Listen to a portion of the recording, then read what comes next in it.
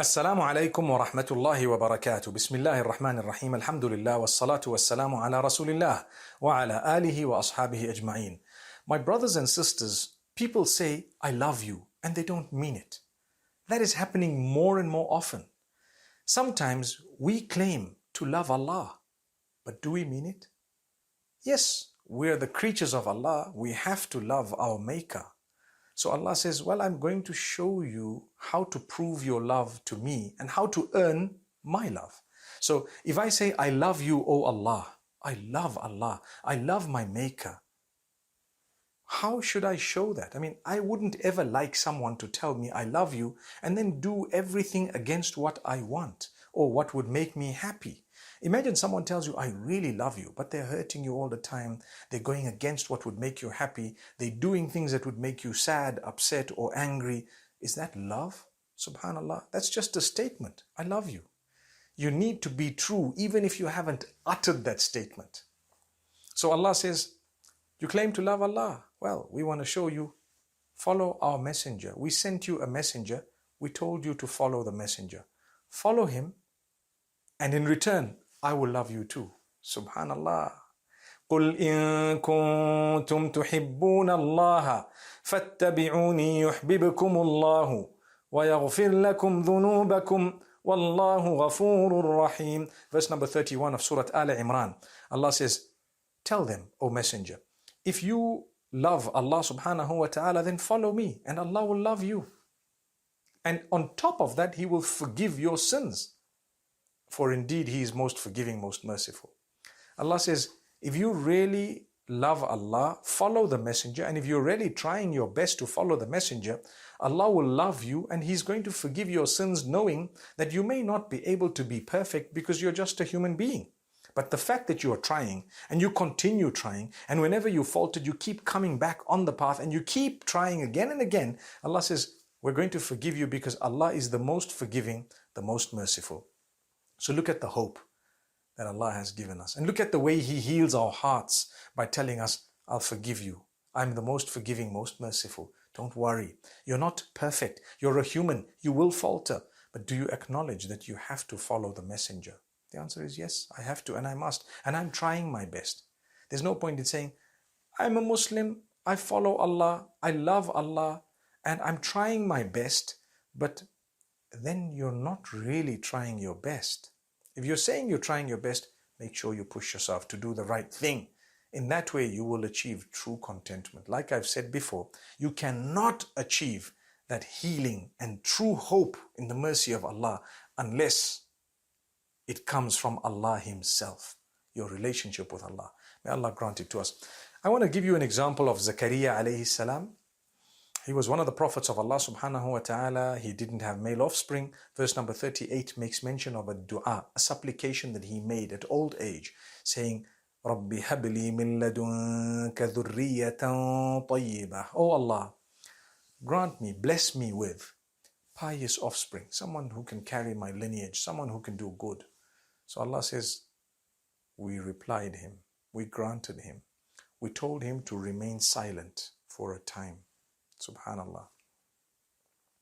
We told him to remain quiet 3 days, 3 nights. Subhanallah. My brothers and sisters, why remain quiet? Because at an old age, his wife was expecting. He didn't know how to manage that embarrassment. Allah gave him the healing. And there was a lot of hope because number one, his dua, his supplication was answered. And number two is he was saved from the embarrassment. So Allah, when you do the right thing, He will save you from embarrassment, yes, and He will grant you what you're asking Him for when He knows it's better for you. If He hasn't given it to you, you need to be convinced that, you know what, this wasn't a good thing for me. So here is Zakaria alayhi salam, he asks Allah, and Allah subhanahu wa ta'ala is teaching him how there is healing in silence. There is hope in silence. Sometimes people accuse you, they say things about you. Sometimes you just have to be quiet. It's too big for me to clarify here. If I'm going to clarify it, I'm going to create a bigger disaster compared to what there is right now. So I'd rather just leave it in the hands of Allah. That's good enough. Develop a thick skin. You'll be okay. Just worry about what Allah thinks of you. how your relationship is with Allah, in other words. And don't worry about what people think of you, because people will never be satisfied. They will never be satisfied. No matter what you do, they will stab you in the back. Some of your best friends will let you down at some point. It's expected. They are human too. So Allah subhanahu wa ta'ala gives us this good news. And one of the beautiful verses of healing that comforts me so much is, people plan and plot against us sometimes. People actually plan our downfall, and we're not even privy to what's going on. We don't even know what's happening because they're doing it behind closed doors. They're planning, plotting, trying online, offline, wherever it may be, that our marriages fail, our business fails, our health fails, perhaps we see disaster, our families break, and so on. People are like that. So Allah tells us something very interesting. Verse number 54 of Ali Imran, وَمَكَرُوا وَمَكَرَ اللَّهُ وَاللَّهُ خَيْرُ الْمَاكِرِينَ. They plot and plan, and Allah plans, and Allah is the best of the planners. So there is a plot by them, there is a plot by Allah. There is an evil plan by them, there is a counter plan by Allah. And whose plan is the best? It's Allah's. So Allah says, do your best and leave the rest in the hands of Allah. Don't think about things. Sometimes we become so negative. Everything around us, we try to think of why it's negative. Don't do that. This person's too good to be true. Let me find fault in this person. There must be something amiss. This can't be right. It's too good to be true. Yes, sometimes when there is a big business deal and a person says, give me $1, I give you $10 million. I mean, if that was the case, they wouldn't want you to give them $1 in the first place. Didn't you think of that? But no, we get conned. But when it comes to people and the general living with people, don't doubt people for nothing. Leave them to Allah. Read your dua for protection, protect yourself, be a little bit alert, but never mind, it's okay. You will have to interact with people. Sometimes they'll let you down. We will cross that bridge when we get to it. If you start worrying from now and you don't have a habit of leaving things in Allah's hands, you will never be able to heal. There will never be hope for you because you will be depressed. You doubt every person around you. That's not fair. So remember this. Allah is telling us, وَمَكَرُوا وَمَكَرَ اللَّهُ وَاللَّهُ خَيْرُ الْمَاكِرِينَ. They will plot. Allah plots. Allah plans. In the case of Allah, it's a good plan. In their case, it was a bad plan. And Allah is the best of planners. Nobody can win.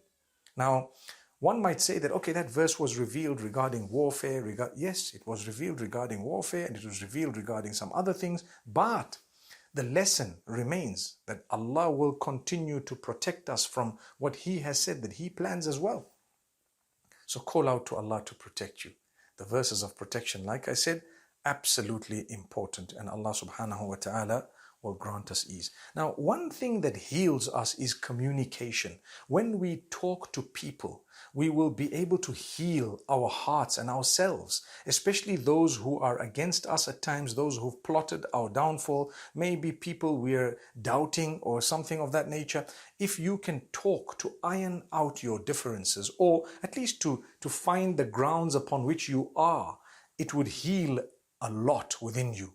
And this is why if you look at the people of the book, the Christians, the Jews and so on, and the belief structure, very similar to Islam.